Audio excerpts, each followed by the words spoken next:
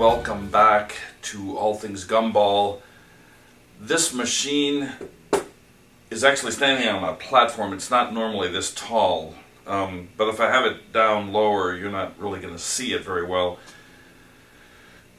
So I went out today looking for locations. As I said earlier in another video, a lot of your time is going to be spent looking for locations because you will lose locations, which is one of the negative parts about the business. It does have its downsides and it's got its upsides. The upsides are the money. I mean, I know for a fact if I go out today, well, today's it's 5 o'clock, it's New Year's Eve, and tomorrow's New Year's Day, so I would say 80 or 90% of my businesses that I have vending machines in, they are going to be closed for the day. So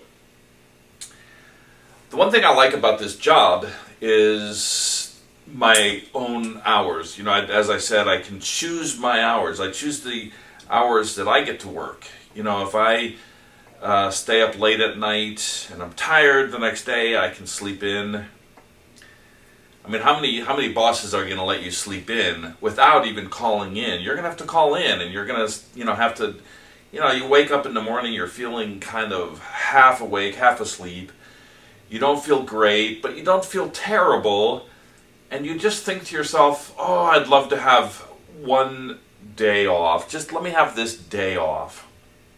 So, what do? If you have a job, you have to call in, you got to call Bob. You got to call Jim.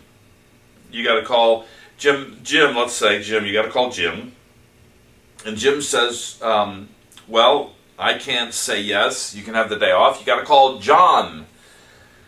And so you say, what's that number? And you're lying in bed, you don't want to get out of bed, and then John says, well, his number is XYZ ABC 1, 2, 3, and you're like, well, let me get up and get a pen. Let me get up and write this down. So you get up out of bed and you go to the desk and you write down the number. You go back, lay down in bed, and you call John. And John says, well, I can't give you an approval. I can't give you the positive answer to that question. I know you're not feeling good. Let me have you call Susan. Maybe you call Susan and there's no answer. So you leave a voicemail message. And the whole time you're up and down and getting up and getting back in bed, and it's almost just easier just to go to work, But in this business, as I said, you are your own boss. You don't have somebody to answer to. You answer to yourself. There's two people that I answer to in this business. It's not a boss. It is my customers. And it is my bills. Okay, so I have bills. I have an electric bill, I have a phone bill, I pay rent, I have a car payment, things like that. Those people, those entities are calling me, hey, when are you going to pay this bill? Or this bill is due on this particular date. And even if I'm late, a day or 2 or 3, there's no big fuss, And the same thing is true with the machine, the location. If someone calls me up and says, hey, the machine is empty, or it's getting empty, can you come fill it up? I mean, I could be there in a day, or I could be there in 2 days, or 3 or 4, or a week. And to be honest, nobody really complains, because what they are giving up by you not coming is maybe a quarter's worth of candy. So for them, they're not that upset if you don't come immediately. So, as I said, tomorrow's the New Year's Day. It's the first day of January, and I am going to take the day off. It's a forced day off. It's like someone is forcing me to take the day off. I'd like to work. I don't mind working. I like bringing in the money. I like checking machines and bringing in money. But 90 or 80 to 90% of my businesses are going to be closed for the day. And I've gone out on days like tomorrow. I've gone out on days like, the day before Easter, or Easter, let's say Easter. And I'll drive around and I'm thinking some of these places have to be open. And I'll drive to one place and it'll be closed, and I'll drive to another place and it'll be closed, and I'll drive to another place and it'll be closed, and then I try another one, and sure enough, there's a business that's open. And then I'll go to another place that's closed and another one that's closed, and I'm thinking, man, with all this driving around, it's just I'm wasting time, I'm wasting gas, I'm putting wear and tear on my automobile, so I take off. I take off on that day. I take off on these days. Like tomorrow, the first of the year. This machine, I was out looking for locations, as I was saying, and this machine, believe it or not, someone just gave it to me. Now it's full of candy. It doesn't look very fresh. This is the key that fits the machine. That's a positive thing. I've got about 20 of these keys, and on both sides there's keys, so this is the key number 8.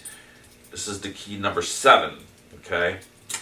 And before you try to drill out the lock, if it's not one of your machines, if you buy a machine and they say they don't have a key, or they give you the machine and they don't have a key, because what happens is sometimes you go into a location and you ask them if you can put a vending machine in their location, and I've heard people say, we've got a vending machine back in the back. Nobody uses it, and you're wondering, well, why is it back in the back? I mean, nobody uses it because it's in the back, and it's in the back because nobody uses it. It's kind of a catch-22.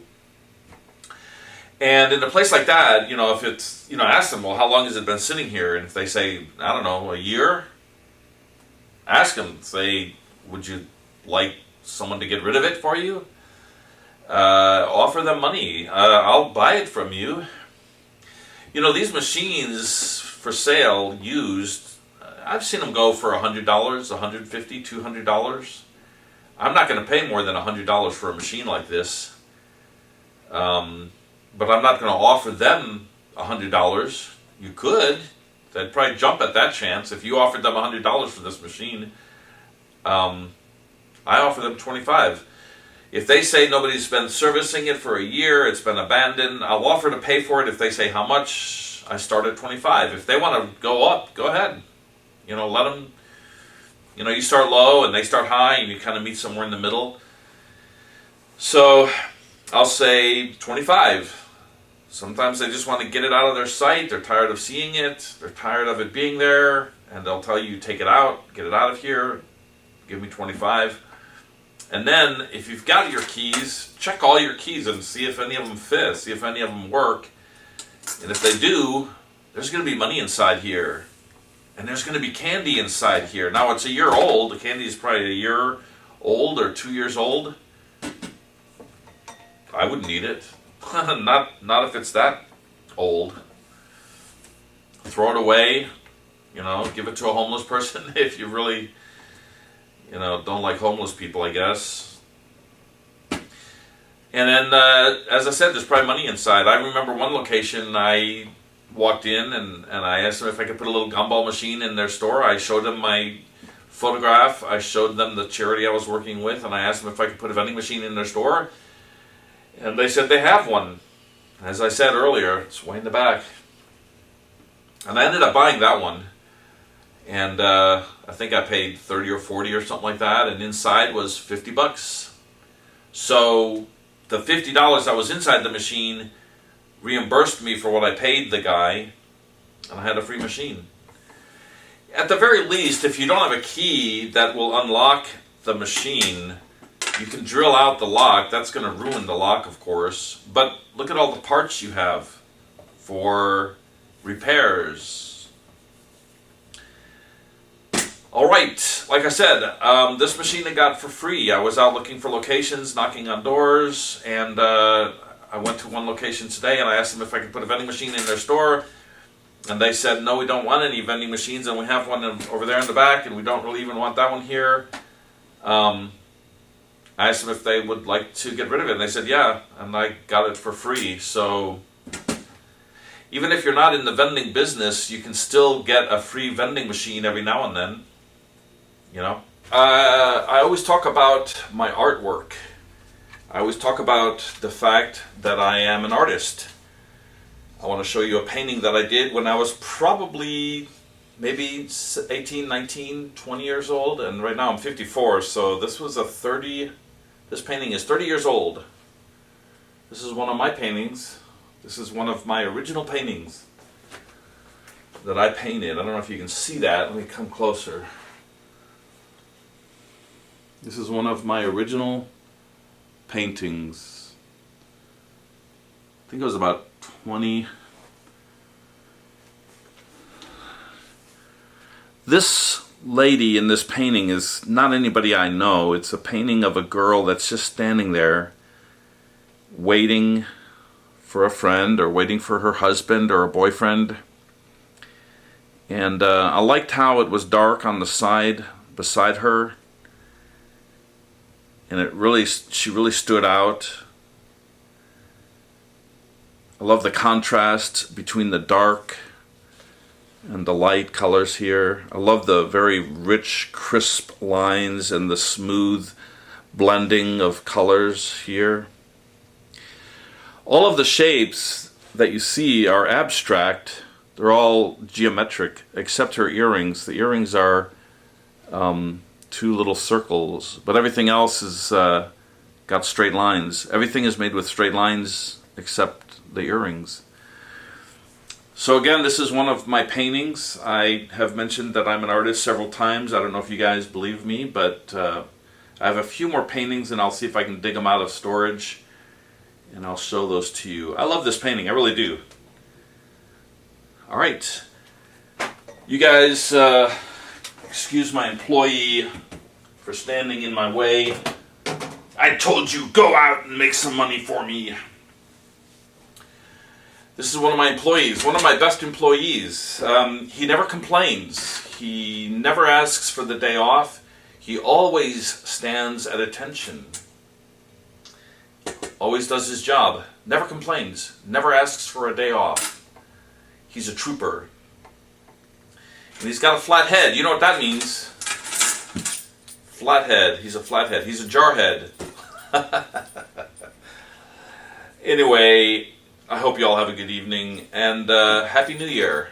Hope you all have a good 2019, and we will see you guys in another video, and you ladies. If you like these videos, give a thumbs up, and if you really like these videos, if you love these videos, please subscribe. I love it when you guys give me feedback. I love the questions. I try to address your questions, and I hope you're not getting bored with my channel. I try to keep it lively and entertaining and educational. So have a good evening, have a good morning, or have a good afternoon.